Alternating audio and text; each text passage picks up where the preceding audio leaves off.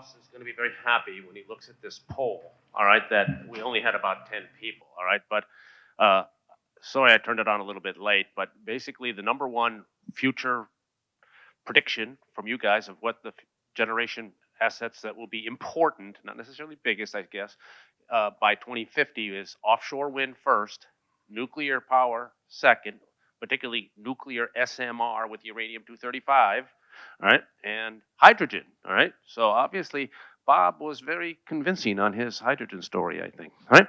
So while we're going to get into questions and answers, I want to make sure first that I ask two questions to our panelists who flew all the way here to be on our panel. So I want to make sure, because you're probably going to address some questions to Bob or Sam, all right, but I want our panelists to also participate. So the first question I have is for Gil. Gil, you guys designed, yeah, you have to talk right into that. You guys designed a mathematical model of the NuScale reactor, and this mathematical model was presented to the NRC, all right? And whereas normal nuclear reactors, I think, require 4 operators for every single reactor, and if you had 12 reactors at one site, that would be 48 operators on each shift times 4 shifts. That would be kind of a lot of operators. How the heck were you able to convince them that you could run this plant with 3 operators for 12 reactors?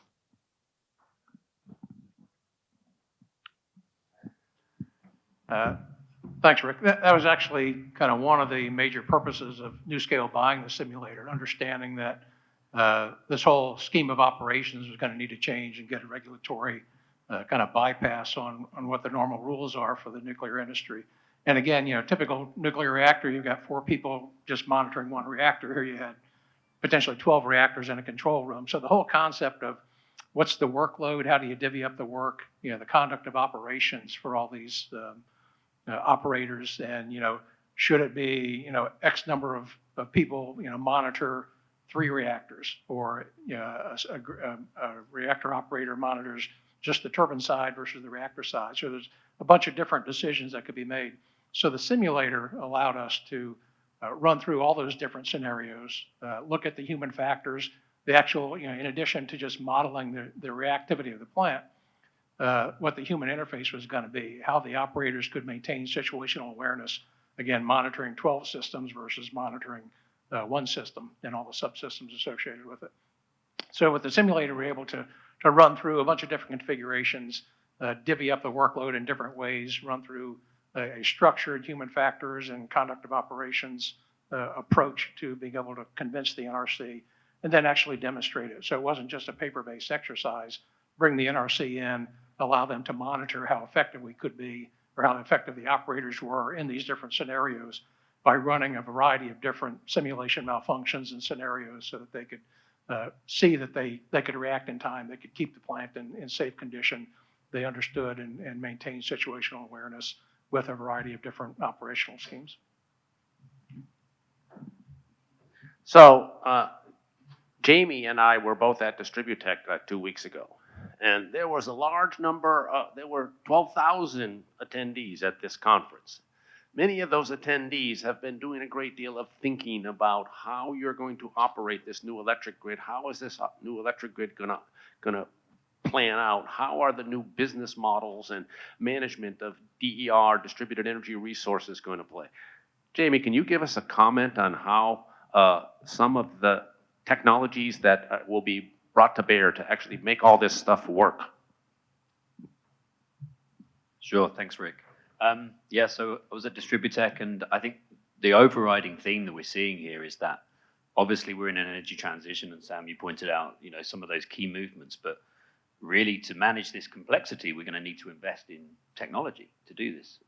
We can't do this with bare hands alone. And the overriding theme at Distributech was really about how do we apply digitalization to the electrical system to manage complexity, but also to help us be more autonomous, help us to react to those environmental changes that are happening in our system. I took some notes from the event, and I think, we were seeing similar themes that I saw, and you guys have seen across your careers in the heavy industries, in oil and gas, where they were going through this transition and having to apply technology to help manage complexity. And we're seeing exactly the same thing happen in the energy system, everything from, using AI and machine learning to help with anomaly detection. But also, as I heard in these presentations recently, obviously we're converging two industries here. Mobility and energy are converging at a fast pace. And that's posing huge new issues in the market today. None more so than the fact that from a forecasting perspective, how do energy system operators predict the impact of applying all of these electric vehicles to the grid, from a management and maintenance perspective? But then, as you pointed out, Rick, there are opportunities as well. There are brand new markets forming today that not only are seeing electric vehicles in terms of vehicle to grid, but also peer-to-peer energy trading, microgrids. These are a huge area today, and today we can't do this without the use of technology, and I think that digitalization theme is a really big one for us. All right, now we'll be able to take questions from the audience, but I would also remind you, if you use your vFair apps, on the bottom of that, there's a survey about this particular session, all right? And we encourage you to fill that out. Does we have any questions from the audience? Everybody understand all the mechanics and controls for those nuclear plants? All right. My question is for Bob at NewScale. I was curious, how far away are you from being able to install and deploy these SMRs? That's a good question. Can you hear me? It's a very good question. Our first partner with UAMPS and INL, what we're going to be putting in Idaho National Labs, they have there's a very detailed schedule for it. It's already started, by the way, so it includes the submission of the standard design application, which we will submit by the end of this year. And from there, that kicks off. That has to get approved, but there are certain construction activities that can take place before that. So from the time from now, our predicted schedule to where we'll have a first NuScale plant synced to the grid is in 2029.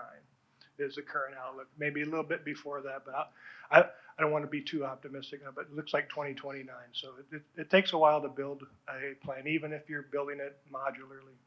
And it's the first one, so there's a lot of contingencies in the schedule for upsets and whatnot. Did that answer your question? Yeah, great. So I would mention that NuScale is one of the most advanced in the regulatory process to get to production. So that basically means that nuclear is not likely to play a large role until the late 2020s at best, all right? And even then, there's a long ramp up. Obviously, in the meantime, that leaves wind and solar in our future. So, questions? Yeah, this is also for NuScale. So I'm a big fan of nuclear, but one of the biggest things that I see as a barrier to more adoption is public perception still. What are you guys doing in order to help change that perception?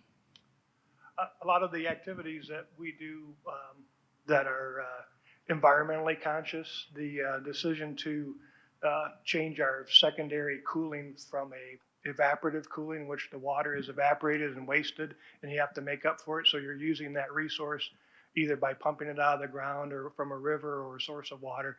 Ours is dry cooled, so there is no loss of secondary plant water or cooling water involved. So we save all that water that would be normally wasted. A lot of our radioactive waste process, instead of liquefied and released into a water stream, are dried and concentrated and then drummed up in very small quantities and shipped. A lot of the partnerships with hydrogen, renewables, playing along with renewables as far as electrical generation changes as their output changes is a big factor on it. Also the workforce, working with our simulator, we're trying to make this extremely simple plant to operate. So from a standpoint, if we were going to be replacing a coal plant in a certain area, we'd be able to take the same workforce that was there and transfer it into the NuScale pipeline. If you're familiar with some of the training programs and some of the stuff for conventional legacy plants that are running right now, it's quite extensive. I mean, it takes around 2 years to make a licensed controller operator, 2 years of training before they're licensed by the NRC to operate We're going for 6 months of training because of the plant simplicity. Um, as far as the workforce, the plant systems are all modular, so there is not a lot of in-house maintenance that has to be done on the plant. So they're just plug and play. You change out pumps and components instead of rebuild them on site. Those are just some of the things we're doing. Are you doing anything from a regulatory standpoint? So there's like a lot of countries, not all, there's a few countries that are going backwards on nuclear, for example, Germany. Are you doing anything there in particular to try to push them and convince them, hey, you know, Gen 4 reactors are a lot more safe and you don't have to worry about it quite so much? Actually, a lot of people are coming to us. There's initially what you do if you want a partnership with somebody is they sign a memorandum of understanding. So there's been a flurry of activity, mostly since our safety analysis got approved by the NRC. So once that got approved, then we started getting a lot of questions from even actually Ukraine was one of our big players until what happened recently there. But South Korea is a big player with us. Japan is very curious. There's a couple. I probably can't tell you all the people that are involved, but there's a lot of people coming, especially ones that are very heavy renewable, and like I said, want to keep a inertia on the grid from a rotating component such as a steam turbine. That's very important as you start to add all the solar and wind. So they're seeing it probably more than the United States are seeing it from that aspect alone. So we've got plenty of work going on outside of that. Thank you. Well, unfortunately, our time has come to an end. We certainly appreciate you coming to the session. There's contact information for many of these people. I could imagine that some of your questions could get so detailed that it would take a long time to answer, all right, because these are complicated questions. But thank you very much for attending, and I hope you all learned something. Thank you.